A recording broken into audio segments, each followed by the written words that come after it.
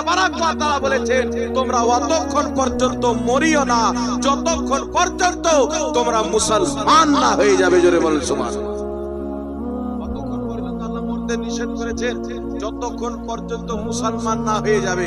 অর্থাৎ আল্লাহ বলেছেন তুমি যখন দুনিয়া থেকে আসবে যেন তুমি মুসলমান থাকো, মুসলিম থাকো। যদি তুমি মুসলমান থাকো আমি আল্লাহ তোমার বেড়া পার করে দেবো। জোরে বলুন সুবহানাল্লাহ। তো বিরাদর ইসলাম, যাই হোক, আজকে আমরা হচ্ছি মুসলমান।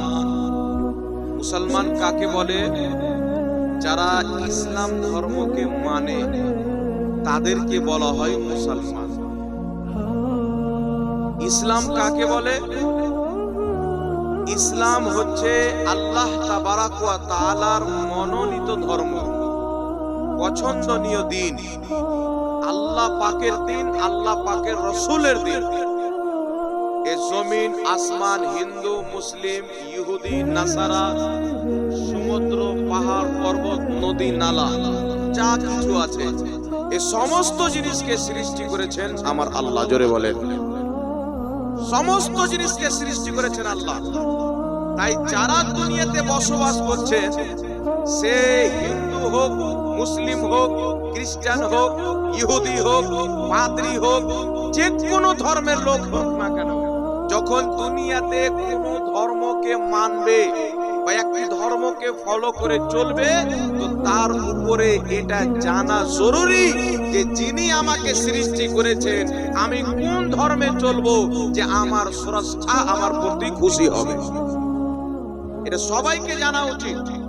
আল্লাহ যে আমাকে বানিয়েছেন, আল্লাহ যে আমাকে সৃষ্টি করেছেন, তো আমি যখন দুনিয়াতে চলাচল করব, আমি যখন দুনিয়াতে কোনো একটি ধর্মকে মেনে চলবো, তো আমি আগে যাচাই করে নেব যে এই ধর্মকে যদি মানি তো আমার আল্লাহ খুশি হবে না বেজার হবে, যদি এই ধর্মকে মানি তো আমার সৃষ্টিকর্তা রাজি হবে না নারাজ হয়ে যাবে। তো আল্লাহ তাবারাক ওয়া তাআলা যিনি কুল কায়নাতকে সৃষ্টি করেছেন, তিনার কোরআন একটি পুস্তক আমাদেরকে দিয়েছেন, একটি বিখ্যাত কিতাব, যেই কিতাবের তুলনা পূর্বেও হয়নি, এখন পর্যন্ত হয়নি, কিয়ামত পর্যন্ত হবে না। যে কিতাবটির নাম হচ্ছে কুরআনুল মাজিদ। কুরআন মাজিদ আল্লাহ তাবারাক ওয়া তাআলা বান্দাকে সৃষ্টি করার পরে ছেড়ে দেয়নি।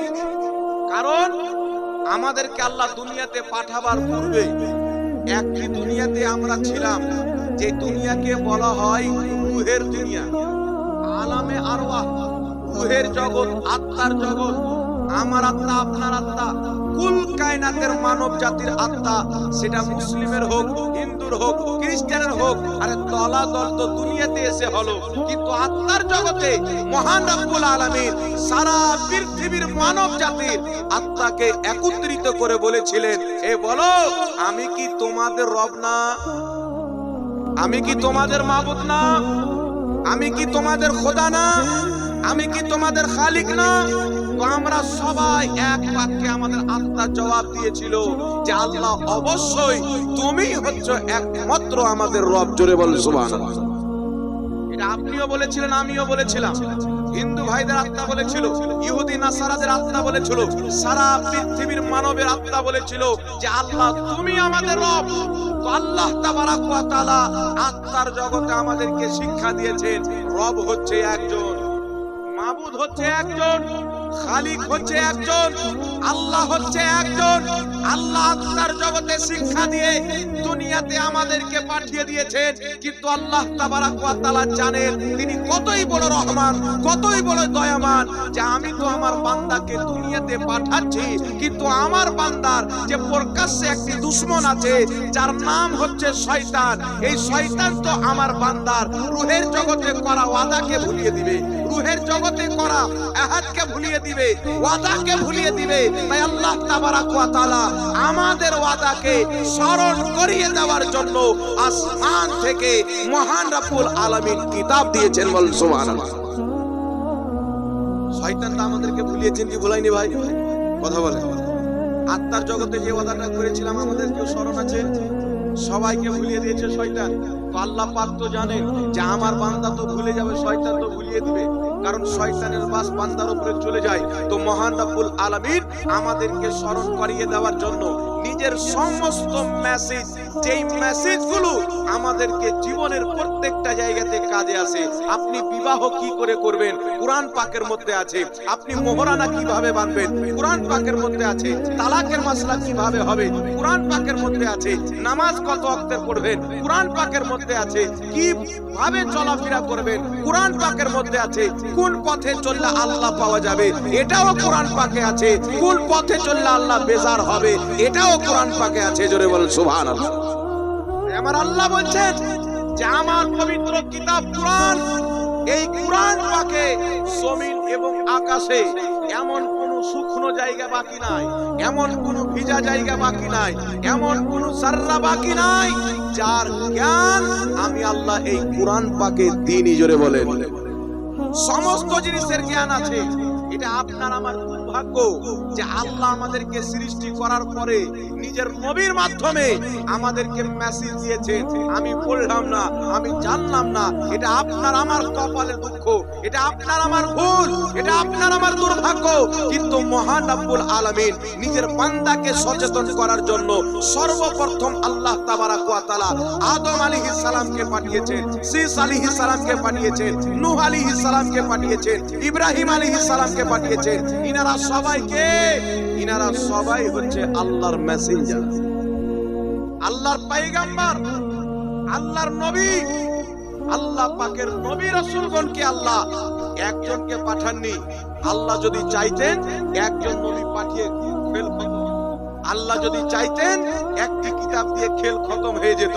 কিন্তু আল্লাহ তাবারাক ওয়া তাআলা একজন নবীকে পাঠালেন, তিনি এসে এলান করলেন, হে আল্লাহর সৃষ্টি, তোমরা আল্লাহ ব্যতীত কোনো মূর্তি পূজা করিও না, আল্লাহ ব্যতীত কোনো দেবী দেবতার পূজা করিও না। মহান রব্বুল আলামিন যে আদেশ দিয়েছেন সেই আদেশকে মেনে চলো। আল্লাহ যে জায়গা যেতে বলেছেন সেই জায়গাতে কদম রাখো, যেখান থেকে দূরে থাকতে বলেছেন সেখান থেকে দূরে হয়ে যাও। একজন নবীর এসে এলান করলেন, কিছু লোক মানলো। সেই নবী ইন্তিকাল করলেন, 300-500 বছর পর, 400 বছর পর, 600 বছর পর আবার মানুষ পথভ্রষ্ট হয়ে গেল। আল্লাহ পাক কিন্তু রাগ করছেন না। মহান রব্বুল আলামিন এই করতে করতে 1 লাখ কিংবা 2 লাখ 24,000 কমবেশ নবী রাসূলগণকে পাঠিয়েছেন একমাত্র আমাদেরকে সঠিক করার জন্য। জোরে বলে, আমাদেরকে সঠিক পথ দেখাবার জন্য আল্লাহ তাবারাক ওয়া তাআলা লাখ লাখ নবী পাঠিয়েছেন। তাহলে আপনি চিন্তা করছেন, আপনাকে যদি আমি দাওয়াত দিই, তো আমি আপনাকে দাওয়াত দিয়ে আসলাম, আপনি আসলেন না। তারপর আমার স্ত্রীকে বলবো যাও, তবু আসলেন না। আমার ছেলেকে বলবো যাও, তবু আসলেন না। তারপরে বলবো আর যেতে হবে না, আসো কেন আসো, নাকি ভাই? সবাই রাগ করে নিবে, কিন্তু আল্লাহ রাগ করেননি। মহান রব্বুল আলামিন লাখ লাখ নবী রাসূলগণকে পাঠিয়েছেন একমাত্র আপনার আর আমার মতন মানব জাতিকে আল্লাহ সঠিক পথ দেখাবার জন্য। জোরে বলেন সুবহানাল্লাহ। কিসের জন্য? সঠিক পথ। আর শুধু নবী পাঠিয়ে রাখেননি, আল্লাহ তাবারাক ওয়া তাআলা একটি করে কিতাব দিয়েছেন, কাউকে সহিফা দিয়েছেন, কোন নবীকে কিতাব দিয়েছেন। আর আল্লাহ তাবারাক ওয়া তাআলা আমরা যে আখরি নবীর উম্মত, আমরা কিভাবে জীবন যাপন করব, কিভাবে চলাফেরা করব, কিভাবে সান্তনা পাবো, কিভাবে চললে জান্নাত যেতে পারবো, তাই আল্লাহ তাবারাক ওয়া তাআলা নিজের একটি পবিত্র কিতাব আমাদেরকে দিয়েছেন, যে কিতাবটির নাম হচ্ছে কুরআনুল কারীম। একটু জোরে বলতে হবে সুবহানাল্লাহ। এই কুরআন আল্লাহ পাক নবী পাকের প্রতি নাযিল করেছেন। আর এই পবিত্র কুরআনের মধ্যে সমস্ত জ্ঞান আল্লাহ রেখে দিয়েছেন। যদি আমি আপনি আমাদের ব্রেন মোতাবেক না পাই, তার কারণে রাসূল পাক প্রত্যেকটি কুরআন পাকের আয়াতের ব্যাখ্যা করেছেন। যাকে আমরা নবী পাকের কথা যদি পাই, যাকে হাদিস বলে থাকি, আল্লাহ কুরআন দিয়েছেন, হাদিস দিয়েছেন, তবুও যদি আমরা না বুঝতে পারি, তাই আল্লাহ তাবারাক ওয়া তাআলা বড় বড় পীর কামিল মুর্শিদ এবং বড় বড় উলামা এবং ফুকাহাকে পাঠিয়েছেন। বলুন সুবহানাল্লাহ। তাই বড় বড় আলিমরা কুরআন পাকের তাফসীর লেখেন নি বাবজি? কুরআন পাকের তাফসীর লেখা হয়েছে, কুরআন পাকের অনুবাদ করা হয়েছে, কুরআন পাকের তরজমা করা হয়েছে। কেন জানেন? কেন? আমরা আল্লাহর কুরআন পড়ে সবকিছু বুঝে নেব, এতটুকু আমাদের নলেজ নাও থাকতে পারে, ঠিক না বাবজি? হাদিস পড়ে আমরা সমস্ত হাদিস বুঝে নেব, এতটুকু আমাদের নলেজ নাও থাকতে পারে। আল্লাহ তাআলা পবিত্র কোরআন পাকে বলেছেন, তোমরা যেটা জানো না, যারা জানে তাদের কাছে গিয়ে জেনে নাও। যারা কোরআন এবং হাদিসকে নিয়ে গবেষণা করে, আল্লাহ তাআলা তাদেরকে মর্যাদা দান করে আলিমের সম্মান দান করেছেন। জোরে বলুন সুবহানাল্লাহ। আমরা সব মশলা কাকে জিজ্ঞাসা করি? একজন আলিমকে গিয়ে জিজ্ঞাসা করি না? একজন আলিমকে গিয়ে জিজ্ঞাসা করি। আমাদের তালাকের মশলা হলে আলিমের কাছে যাই, বিবাহের ব্যাপার হলে আলিমের কাছে যাই, সমস্ত যাবতীয় মশলা আমরা আলিমের নিকটে পেশ করি। কারণ আমার নবী বলেছেন, আল উলামাউ ওয়ারাসাতুল আম্বিয়া, নবীগণের ওয়ারিস হচ্ছে আলিমগণ। বলুন সুবহানাল্লাহ। আমাদের জামানায় তো নবী পাক জাহেরি জিন্দেগিতে নাই, না কি বলেন? কিন্তু আমরা যে নবী পাকের দিন শিখতে হবে, তাহলে কোথায় যেতে হবে? রাসূল পাক বলেছেন, আলিমুল মারকাত, আমার নাইব ছেড়ে যাচ্ছি। যারা আমার ইলম শিখবে, কুরআন ও হাদিসের জ্ঞান অর্জন করবে, তাদেরকে আলিম বলা হয়, আর তারাই হলো আমার নাইব। সুবহানাল্লাহ হবে না? তারাই হলো আমার নাইব। তাই শুনেন বিরাদর ইসলাম, আল্লাহ তাআলা মানব জাতিকে সৃষ্টি করেছেন, সকলের স্রষ্টা এক। এটা কারোর ধারণা যেন না হয় যে হিন্দুদেরকে কোনো একজন অন্য খোদা বানিয়েছেন, নাসারাদেরকে অন্য খোদা বানিয়েছেন। না, সবাইকে সৃষ্টি করনেওয়ালা খোদা হচ্ছে একজন ব্যক্তি। জোরে বলুন সুবহানাল্লাহ। একজন ব্যক্তি, সেই আল্লাহ তাআলা কোন দিনকে পছন্দ করে? আল্লাহর সৃষ্টি মানুষ, কেউ হিন্দু ধর্মে চলে গেছে, কেউ ইহুদি ধর্মে চলে গেছে, কেউ নাসরানি ধর্মে চলে গেছে, কেউ শিখ বৌদ্ধ ধর্মে চলে গেছে, কিন্তু যিনি সবাইকে সৃষ্টি করেছেন তিনি আমাদেরকে কোন ধর্মে যেতে বলেছেন? তো আল্লাহ তাআলা বলেছেন, তোমরা অতক্ষণ পর্যন্ত মরিও না যতক্ষণ পর্যন্ত তোমরা মুসলমান না হয়ে যাবে। জোরে বলেন সুবহানাল্লাহ। নিষেধ করেছেন যতক্ষণ পর্যন্ত মুসলমান না হয়ে যাবে। অর্থাৎ আল্লাহ বলেছেন, তুমি যখন দুনিয়া থেকে আসবে যেন তুমি মুসলমান থাকো, মুসলিম থাকো।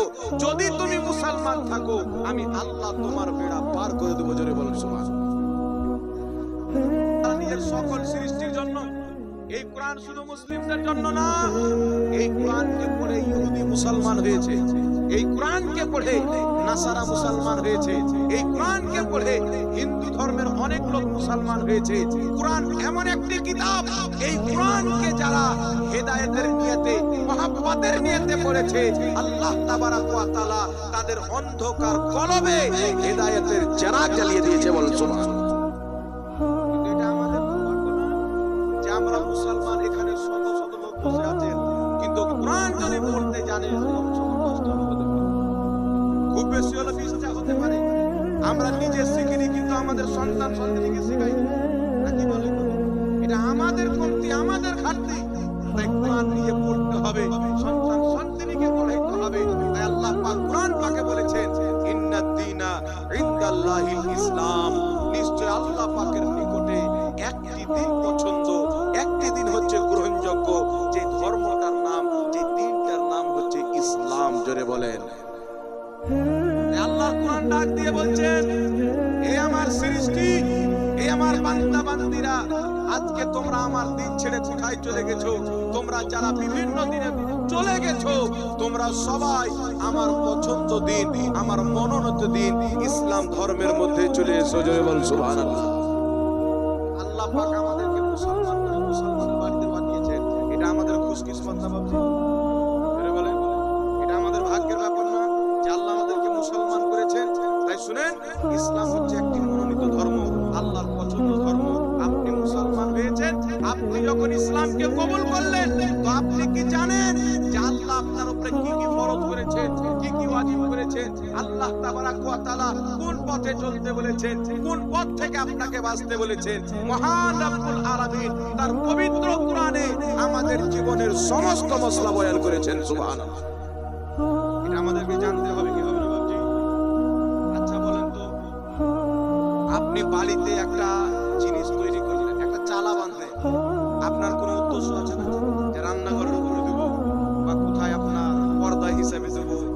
আপনি একটা সাইকেল তৈরি করলেন, উদ্দেশ্য আছে না? বলেন। আপনি একটা জমি কিনলেন, উদ্দেশ্য আছে না? প্রত্যেকটা জিনিস আপনি যে করার সমস্ত জিনিসের উদ্দেশ্য আছে।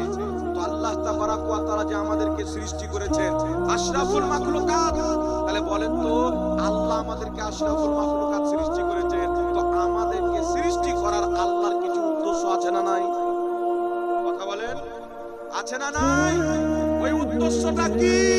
আজকে যদি আমরা কোরআন পড়তাম তো জানতাম, আজকে আল্লাহর কালাম যদি খুলে দেখতাম তো জানতাম আল্লাহ তাবারাক ওয়া তাআলা নিজের উদ্দেশ্য ক্লিয়ার করে বলে দিয়েছেন, ওয়া মা খালাকতুল জিন্না ওয়াল ইনসা ইল্লা লিয়াবুদুন। নিশ্চয় আল্লাহ তাবারাক ওয়া তাআলা মানব জাতিকে, জিন জাতিকে সৃষ্টি করেছেন তার ইবাদতের উদ্দেশ্যে। জোরে বলুন সুবহানাল্লাহ। কিসের জন্য তৈরি করেছেন? ইবাদতের জন্য তৈরি করেছেন। বান্দা ইবাদত থেকে মুখ ফিরিয়েছে, আল্লাহ নবীগণকে পাঠিয়েছেন। আলিমগণ আপনাদেরকে ডাক দিয়ে বলে, গ্রামের ইমাম ডাক দিয়ে বলে, বান্দা তুমি কোথায় চলে গেছো? তোমাকে যে আল্লাহ ইবাদতের জন্য সৃষ্টি করেছে, এই ইবাদতটা তুমি ধরে রাখবে কিনা? বলেন সুবহানাল্লাহ। আচ্ছা বাবজি শুনেন, আল্লাহ পাকের কোরআন এবং ইসলাম, আমরা যে ইসলামকে মানি, ইসলাম কাকে বলে? ইসলামের ভিত হচ্ছে 5টা জিনিসের উপরে। কটা জিনিসের উপরে? কথা বলেন। 5টা জিনিসের উপরে ইসলামের ভিত। রাসূল পাক বলেন বুনিয়াল ইসলাম আলা খামসিন। ইসলামের ভিত হচ্ছে 5টা জিনিসের উপরে। সে 5টা জিনিস কি? তো সর্বপ্রথম নবী পাক বলেন আশহাদু আল্লা ইলাহা ইল্লাল্লাহ ওয়া আশহাদু আন্না মুহাম্মাদান আবদুহু ওয়া রাসূলুহু সাল্লাল্লাহু আলাইহি ওয়াসাল্লাম। প্রথম ভিত হচ্ছে আল্লাহ ছাড়া কেউ ইবাদতের যোগ্য নয়। আল্লাহ এক, আল্লাহ ছাড়া কারোর ইবাদত চলবে না। দ্বিতীয়টা হচ্ছে মুহাম্মদ সাল্লাল্লাহু আলাইহি সাল্লাম আল্লাহ পাকের বান্দা এবং আল্লাহ পাকের রাসূল। জোরে বলেন। একটা হলো, এই দুটো মিলিয়ে এক। নবী পাক যে বলেছেন না ইসলামের 5টা বুনিয়াদ আছে, 5টা ভিত, তো লা ইলাহা ইল্লাল্লাহ মুহাম্মাদুর রাসূলুল্লাহ, এই দুটোকে নবী পাক একটা ভিত বানিয়েছেন। অর্থাৎ লা ইলাহা ইল্লাল্লাহ মুহাম্মাদুর রাসূলুল্লাহ, এই দুটি শব্দ মিলিয়ে এক। একটা কালেমা তৈরি হয়। যেমন আল্লাহর তাওহীদকে বিশ্বাস করতে হবে, তেমনি নবীর রিসালাতকে বিশ্বাস করতে হবে। আল্লাহর তাওহীদকে মেনে নবীর রিসালাতকে যদি অস্বীকার করা হয়, সে মুসলমান হতে পারে না। আর যদি নবীর রিসালাতকে মেনে আল্লাহর তাওহীদকে অস্বীকার করে, সেও কোনোদিন মুসলমান হতে পারে না। বলুন সুবহানাল্লাহ। মানতে হবে, দুটো কি মানতে হবে? আপনি কালেমা পাঠ করলেন, আপনি হয়ে গেলেন মুসলমান। যেমনই মুসলমান হলেন, দ্বিতীয় নাম্বার ভিত ইকামিস সালাত, নামাজ কায়েম করো। তারপরে তৃতীয় নাম্বার ইতাইস যাকাত, যাকাত দাও। ওয়াল হজ, হজ করো। ওয়া সাওমে রমজান, এবং রমজান মাসে রোজা রাখো। জোরে বলুন না সুবহানাল্লাহ। তাহলে কটা ভিত হলো বাবজি? কালেমা, নামাজ, রোজা, হজ, যাকাত। 5টা হলো কি হলো না? কথা বলেন। কিন্তু আমাদের কাছে একটা আছে। কোনটা আছে? লা ইলাহা ইল্লাল্লাহ মুহাম্মাদুর রাসূলুল্লাহ। একটা আছে। আর এই ভালো কথা যদি বলেন, তো আমাদের দেশে কিছু লোক আছে পছন্দ হবে না। জি, আমাদের দেশের লোক কিছু ওই যে কি বলে না, ও মা বোনেরা এগুলো শুনে শুনে কান পচে আছে। নামাজের কথা বলেন উঠে চলে যাবে, হজের কথা বলেন উঠে চলে যাবে। কিন্তু আমার বক্তব্য হচ্ছে, কোনো একজন ব্যক্তি যদি আমার বক্তব্য শুনে হেদায়েত পেয়ে যায়, কালকে নামাজি হয়ে যায়, দাড়ি রেখে যায়, আমি ওটাকে আমার বক্তব্য কামিয়াব মনে করি। আমি 1 বছর বক্তব্য দিলাম, আমার বক্তব্য শুনে কেউ লাইনে আসলো না, আমার কি লাভ কি হলো? জি। আর আমি যদি বক্তব্য দিয়ে 1 বছর একটা লোক যদি বলতে যায়, আলহামদুলিল্লাহ, ওটাই আমার নাজাতের জারিয়া। বলুন সুবহানাল্লাহ। তাহলে একটা কি? লা ইলাহা ইল্লাল্লাহ মুহাম্মাদুর রাসূলুল্লাহ। যেই ব্যক্তি পাঠ করলো, ইসলামের মধ্যে পরিবেশ, তার উপরে নামাজ ফরজ হলো, রোজা ফরজ হলো, হজ ফরজ হলো, যাকাত ফরজ হলো। এই সমস্ত জিনিস যেমনই আল্লাহকে এক মানলেন, নবী মুস্তাফাকে আল্লাহ রাসূল মানলেন, আপনার প্রতি সঙ্গে সঙ্গে নামাজ ফরজ হয়ে গেল, রোজা ফরজ হয়ে গেল, মাল থাকলে যাকাত ফরজ, যদি আপনার সম্পদ থাকে তাহলে আপনার উপরে হজও ফরজ আল্লাহ করেছে। বলুন সুবহানাল্লাহ। আপনারা বলেন তো বাবজি, সত্য কথা, আপনাদের দেশে খাস করে মুর্শিদাবাদের মাটিতে এত দূর যাবেন, আপনাদের থানা মনে হয় হরিহার পাড়া পড়ে। এই হরিহার পাড়ার মাটিতে এমন লোক নাই যে বছরে 5 লাখ টাকা ইনকাম করে? জোরে বলেন, আছে না নাই? জি, 1 লাখ করে, 5 লাখ করে, 2 লাখ করে, 3 লাখ করে। কিন্তু দুর্ভাগ্য, লোক কটা যাকাত বের করে? শরীয়ত বলছে তুমি 1 লাখ ইনকাম করলে বের করো, ওটার হক তোমার না, ওর প্রতি হক হচ্ছে মিসকিন, গরিব, ইয়াতীম, ফকিরের। আমরা কয়জন বের করেছি? বের করেছি আমরা কটা লোক যাকাত বের করি? পুরো গ্রাম যদি ছানবিন করে দেন একটা লোক পাবেন কিনা আল্লাহ আল্লাহ আল্লাহ পাক জানেওয়ালা। কিন্তু শুনেন, শুধু আমাদের কাছে একটা আছে, লা ইলাহা ইল্লাল্লাহ মুহাম্মাদুর রাসূলুল্লাহ। আর এখন তো এর মধ্যেও গাড়বাড়ি লেগে গেছে, দেখেনি? এর মধ্যেও গাড়বাড়ি লেগেছে, লা ইলাহা ইল্লাল্লাহ মুহাম্মাদুর রাসূলুল্লাহ, এর মধ্যেও গাড়বাড়ি লেগেছে। জি, মৌলবীদের মধ্যে মারামারি, ঝামেলা। আচ্ছা, আজকে রাত্রিতে হচ্ছে শাবে বরাতের, তাই না? অনেক কোটি কোটি লোক ফরজ নামাজ পড়ে না, ঝামেলা নাই। জি জি, কিন্তু কিছু লোক আছে শাবে বরাতকে কেন্দ্র করে রোজা রাখে। আমি আজকে নিজে রোজা ছিলাম, রাত্রে ইবাদত করে, তাই না? এখন কিছু মৌলবী বেরিয়েছে, এটাও কেড়ে নেবে, এটাও কেড়ে নেবে। আমার আগের বক্তা সাহেব বললেন, যার আমরা দ্বন্দ্ব করবো না, কেউ যদি বলে শাবে বরাতের রোজা রাখার চাইতে শাবে বরাতের রাত্রে মসজিদে গিয়ে ইবাদত করার চাইতে বেশ্যাখানাতে রাত্রি কাটানো ভালো, তাহলে ওই মৌলবীকে জুতা মারতে হবে। ওই মৌলবীর পোস্টমর্টম করানোওয়ালা ডাক্তার হচ্ছে আমরা।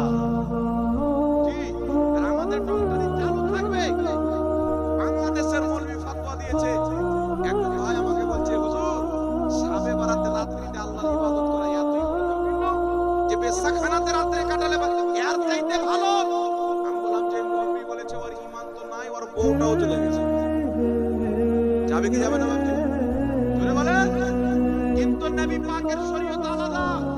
নবী পাক সাল্লাল্লাহু আলাইহি ওয়াসাল্লামের শরীয়ত থেকে যখন কোন বক্তা হেঁটে যায়, নবী পাকের দিন থেকে হেঁটে যখন নিজের বাপ দাদার ফতোয়া মারে, তখন ইসলামের মধ্যে দ্বন্দ্ব তৈরি হয়, তাই না? জোরে বলেন। তখন ইসলামের মধ্যে দ্বন্দ্ব তৈরি হয়। একটা লোক যদি এসে আপনাকে বলে জালসা করা হারাম, তাহলে আমি যে জানি যে জালসা করা শরীয়তে জায়েজ, তাহলে আমি যদি চুপচাপ থাকি, আমার ঠিকানা কোথায় হবে? তাহলে ওর যখন জবাব দেবো, এটা দ্বন্দ্ব হলো না প্রতিবাদ হলো? কথা বলে, দ্বন্দ্ব হলো না প্রতিবাদ হলো? সঠিকটা মানুষকে জানানো হলো। তাই শুনেন, মৌলবীর নামে যে শয়তান না, এটা মনে করিয়েন না। দাড়ি টুপি হলো শয়তান, এখন প্রচুর বেরিয়েছে মার্কেটে। শাবে বরাতে রোজা রাখা হারাম। আরে কেউ যদি জাহান্নামে যেতে চায়, তো শাবে বরাতের একটা রোজা রাখলে জাহান্নামে চলে যাবে। লেট কথা। এরকম মৌলবী আছে না? আমি মিথ্যা কথা বলছি ভাবছি? জোরে বলেন। আমি সঠিকটা বললাম না, আপনি ওই গাঁজাখোর মৌলবীর এই ফতোয়াটা শুনে নিলেন। শোনার পরে আপনি শাবে বরাতে রোজা রাখাকে হারাম করে দিলেন, যে রোজা রাখলে জাহান্নামে যেতে হবে। তো যেটা নবী পাক করতে বলেছে, ওটাকে আপনি হারাম মনে করলেন, তাহলে আপনার ঠিকানা কোথায় হবে? জোরে বলেন। তাহলে জাহান্নাম থেকে আপনাকে হেদায়েতের রাস্তাটা বলা আমাদের কাজ আছে কি না?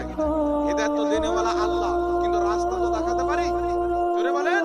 আর এখান থেকে আপনি বহরমপুর যাবেন, তো আপনি নিজের পায়ে যাবেন বা গাড়িতে যাবেন, ভাড়াটা নিজে দিবেন। কিন্তু আমি তো আপনাকে এতটুকু উপকার করতে পারি যে আপনি যখন রাস্তা চিনেন না, আপনাকে ভালো রাস্তাটা তো বলে দিতে পারি, নাকি বলেন? এখন মারামারি ঝামেলা লেগেছে। শাবে বরাতে রোজা রাখা, শাবে বরাতে রাত্রে ইবাদত করা, আল্লাহর ইবাদত করার চাইতে বেশ্যাখানায় রাত্রি কাটাতে বেশি ভালো বলছে। তাহলে এই মৌলবী জাতিকে কি শিক্ষা দেবে? হ্যাঁ, শুধু জুতা মারলে হবে না, খোসার জুতাতে কিছু হবে না, চামড়ার জুতা মারতে হবে। টিভিতে একটু আঘাত হবে, কিন্তু আমার নবী শাবে বরাতের ব্যাপারে কি বলেছেন শুনেন। মুজামুল কাবির লিত-তাবরানির মধ্যে হাদিস, মুজামুল আওসাত লিত-তাবরানির মধ্যে হাদিস, শোয়েবুল ঈমানের মধ্যে ইমাম বাইহাকি হাদিসটিকে লিখেছেন, আর মাজমা যাওয়াইদের মধ্যে ইমাম হাইসামি হাদিসটিকে লিখেছেন। ইমাম হাইসামি হাদিসটিকে উল্লেখ করে বলছেন যে ইমাম তাবরানি নিজের মুজামুল কাবিরের মধ্যে, মুজামুল আওসাতের মধ্যে দুই সনদে যে হাদিসটি বর্ণনা করেছেন, দুটি সনদ সহিহ। জোরে বলেন সুবহানাল্লাহ। হাদিসটি কি? হযরত মুআয ইবনে জাবাল রাদিয়াল্লাহু তাআলা আনহু বর্ণনা করেন যে আল্লাহ পাকের প্রিয় হাবিব সাল্লাল্লাহু তাআলা আলাইহি ওয়া আলিহি ওয়াসাল্লাম বলেছেন যে নিশ্চয় শাবান মাসের মধ্যম রজনীতে, যাকে আমরা শাবে বরাত বলে জানি, আমার নবী বলছেন এই রাত্রিতে আল্লাহ তাবারাক ওয়া তাআলা নিজের বান্দার প্রতি দৃষ্টিপাত করেন যেমন তার শানের যোগ্য, এবং হিংসুক এবং মুশরিক ব্যতীত আল্লাহ তাবারাক ওয়া তাআলা তার সমস্ত সৃষ্টিকে ক্ষমা করে দেয়। তার সমস্ত সৃষ্টিকে ক্ষমা করে দেয়। এটা আমার নবীর সহিহ হাদিস দ্বারা প্রমাণিত। তাহলে এই রাত্রে কেউ যদি ইবাদত করে, দিনের বেলা রোজা রেখে রাত্রিতে আল্লাহর ইবাদত করে, এক ফোঁটা চোখের জল ফেলে আল্লাহর কাছে নিজের গুনাহ, নিজের পিতামাতার মাগফিরাত, দাদা দাদি আত্মীয় স্বজনের জন্য যদি দোয়া করে, তাদের ক্ষমা করিয়ে নিতে পারে, এটা এর চাইতে বড় জিনিস আর কি হতে পারে বলেন সুবহানাল্লাহ। কিন্তু শয়তান তো চায় না যে আপনি মসজিদে যান, শয়তান তো চায় না আপনি দাড়ি রাখেন, শয়তান তো চায় না যে আপনি যাকাত দেন। তো এই রকম দাড়িওয়ালা শয়তান বেরিয়েছে, এ চায় না যে মানুষের গুনাহ মাফ হোক। কিন্তু আমার নবী চেয়েছেন যে উম্মতি এই রাত্রিতে আল্লাহ তোমাদের দিকে তাকিয়ে থাকবেন। আল্লাহ তো সবসময় দেখেন, একটা খাস রহমত থাকবে এই রাত্রিতে। যারা আল্লাহর কাছে ক্ষমা চাইবে, আল্লাহ তাদেরকে অবশ্যই ক্ষমা করবে। জোরে বলেন সুবহানাল্লাহ। আর মুশরিক ব্যতীত, মুশরিক যারা আল্লাহ ব্যতীত মূর্তির পূজা করে, দেবী দেবতার পূজা করে, যারা আল্লাহ ব্যতীত অন্য কাউকে খোদা বলে মানে, এরা ব্যতীত এবং হিংসুক ব্যতীত যারা এক অপর উপরে হিংসা রাখে, এই দুই শ্রেণীর ব্যক্তি ব্যতীত আল্লাহ তার সৃষ্টির সবাইকে ক্ষমা করে। জোরে বলেন সুবহানাল্লাহ। কিন্তু আল্লাহ কত বড় রহমান যে মুশরিক আর হিংসুককে বাদ দেয় না, আল্লাহ তাদেরকে সময় দান করে, সময় দান করে। কোন মুশরিক ব্যক্তি, কোন যদি হিংসুক ব্যক্তি সময় থাকতে আল্লাহর দরবারে তওবা করে নেয়, আল্লাহ তাকেও ক্ষমা করে দেয়। জোরে বলেন সুবহানাল্লাহ। এই রাতের ফজিলত আছে না নাই বাবা? জোরে বলেন। আপনি চান না যে আমার পিতা মারা গেছে, আজকে আপনার পিতার জন্য দোয়া করি? আমার নবী বলেছেন এই রাত্রিতে ক্ষমা করে। তাহলে নবী পাকের অফার যে না নিবে, ওই হলো বাদবাক। আর যে নবী পাকের অফারটা ধরে নিবে, ওকে তো সমাজে বলে চালাক, নাকি বলেন? এত সুন্দর অফার নবী পাক দিয়েছে, এটা ধরবে কে? রাসূলের মাননেওয়ালা ধরবে, রাসূলকে মহব্বত করনেওয়ালা ধরবে, রাসূলের দিওয়ানারা ধরবে। আর যারা রাসূলুল্লাহর দ্বীনের সঙ্গে খেলওয়াড় করে, এরাই তাকে নাজায়েজ বলতে পারে। কিন্তু যারা নবীর কলমা পড়েছে, হক্কানি আলিম, কুরআন সুন্নাহর আলোতে বয়ান করে, আল্লাহ রাসূলের দ্বীন প্রচার করে, তারা কোনোদিন নবীর দেওয়া ফজিলতকে হারাম এবং নাজায়েজ বলতে পারে না। যেই ব্যক্তি বলেছে সে কোনোদিন আলিম হতে পারে না, সে হচ্ছে দাড়ি টুপিওয়ালা শয়তান।